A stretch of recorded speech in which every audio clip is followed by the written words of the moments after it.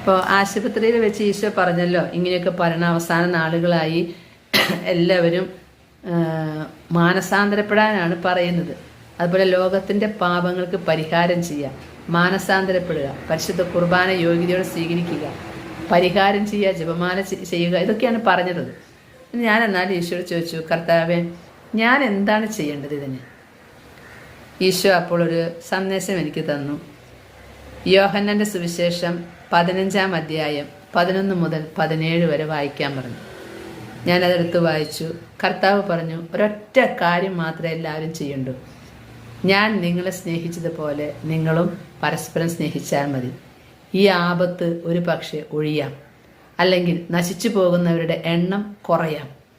കർത്താവ് പറഞ്ഞു, ഒറ്റ മരുന്നേ ഉള്ളൂ ഇതിന്, എളിമപ്പെടുക, ദൈവത്തിൻ്റെ മുമ്പിൽ എളിമപ്പെടുക. ഘോര മ്ലേച്ഛകരമായ പാപങ്ങൾ മൂലം